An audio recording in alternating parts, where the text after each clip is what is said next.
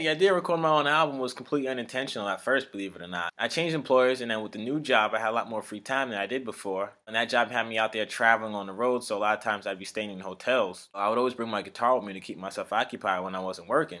So I'd start messing around with it and freestyle a blues line here or there. I started writing stuff down. Eventually, I had a whole song. One of the first songs I wrote was You Text Too Much. I really wanted to start getting out and singing that song live, so I looked for a blues-friendly open mic night, and I found it at the Sugar Bar. I got to know the guys in the house band. Johnny Turco, you know, he was the band leader. I asked him if him and the guys would be willing to record You Text Too Much with me, and they said yeah. He even had a studio, so that was like perfect. And that was like opportunity just knocking hard as hell at the door. I was bright enough to realize that was opportunity, so I kind of hurried up and finished writing 2 other songs that I was working on. That way, when we went into the studio, we wound up recording You Text Too Much, My Shorty's Homegirl, and Behind the 8 Ball. So when I finally got the mix back from Johnny, I listened to it, and I was like, man, you know, I might be on something. I gotta keep this thing going. I might have enough material to have something to call an actual album. It's hard to pinpoint exactly how I started playing the blues. Neither one of my parents really played any blues records at home. My parents were real big on smooth jazz, R&B, funk, and soul. All that stuff is cool, but it just didn't really call my name the way that blues did. All that stuff at the same time is really inspired and influenced by the blues. I guess that kind of put a bug in me at a really young age. But I remember one of the first cassette tapes that I bought on my own. It was Jimi Hendrix's Ultimate Experience.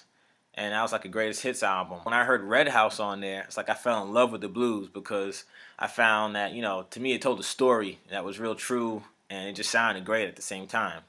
Most of my song inspiration comes from my own real life situations. It makes it a lot easier to write that way because in a sense the songs kind of write themselves. I just have to kind of worry about making it sound good. My music truly is storytelling because it is filled with my own personal stories. That's what's cool about it, that I could take a scenario and put it into song form and it becomes therapeutic to me. It's a great way to get things off your chest, and it's a hell of a lot cheaper than a shrink. Most of the time when I write, I might take something that somebody said to me and expand on that idea. I might just tell a story pretty much word for word the way something went down. You know, it depends.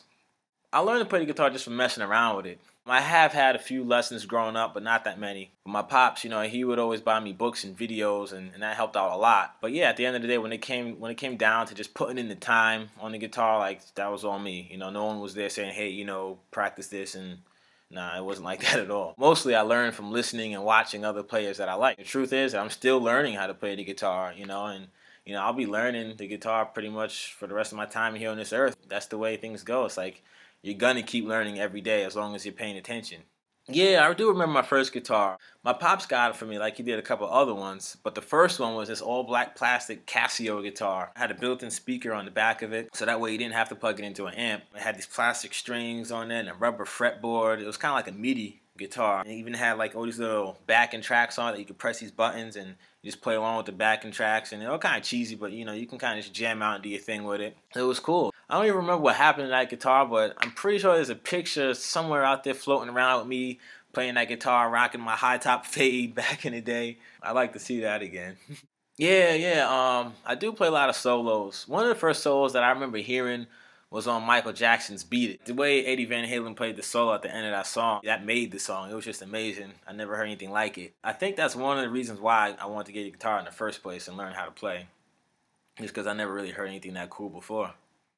Oh man, there's so many out there, but to name a few of my biggest blues influences, I definitely would have to say, hands down, Buddy Guy, Albert King, BB, T-Bone, Muddy, Chuck.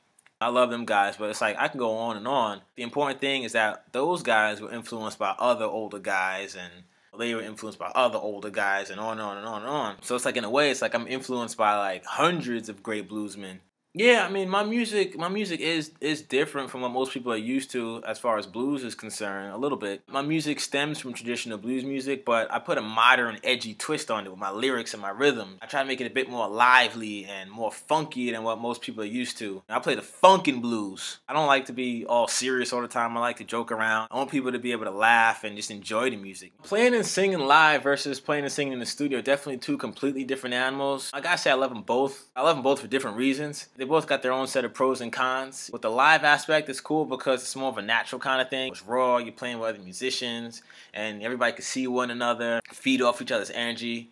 And then you got the crowd, and the crowd is great because like the more they react the better I play and sing, or at least I think.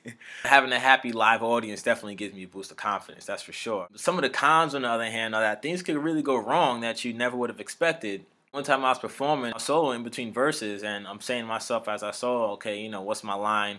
You know, what's the next line that's going to come up after the end of the solo? And so the solo ended, and it came time for me to sing again, and I wound up singing the same line that I just sang prior to the solo. So I'm saying to myself, like, damn, you know, how am I gonna forget the lyrics to my own song? Like, I'm not even sure if anybody noticed. I was kind of bugging out for a second there. That's part of what it is. You can have technical issues or any number of things. Anything can go wrong, but I think really what makes it so cool and interesting is how you recover from those incidents. You know, that's kind of what makes live music so cool, is that it's unpredictable and you really don't know what you're gonna get at all. Yeah, recording in the studio is great for a lot of different reasons. Ultimately, the studio recording, it allows me to share my music with the entire world. Whoever cares to go online, MoeNezbit.com, and download it, I can share it with the world. You know, that's the main idea. I like it because I'm able to have more seasoned ears listening in throughout the entire recording process. They can help me address whatever issues need attention. We can tailor and situate the various instruments in the mix, so that way we end up with a well-balanced blend of everything. What's bad about the studio recording is that it can be extremely addictive and very, very demanding. Once you start a project, you have to finish it. So you don't want it to linger around. You don't want it to just sit there and fester. You want to keep going because you want to finish it and put it out there so people can hear it. But the problem is that, like, your goal is to produce something great, you know, great sounding, but it requires you to listen over and over again and play over and over and sing over and over until it's just right, you know, or at least to the best of my ability. It can be also, you know, tough as hell just coordinating the sessions, getting the other musicians down there. That's always a huge challenge because all of us have different schedules and whatnot. I gotta say, you know, it's all worth it. I love the whole experience, working with different people. Their individual personalities, it comes through in the music, and when everyone's all combined, you know, brings like a real good flavor to the music. At the end of the day, whether it's live or studio, I'm satisfied as long as I put a smile on somebody's face. If someone out there is smiling and happy, then that's when I feel like, you know, I accomplished my goal. I'm Moe Nezbit. Make sure you go out there and get my new album, Moe Nezbit, The Funkin' Blues. You don't want to miss out.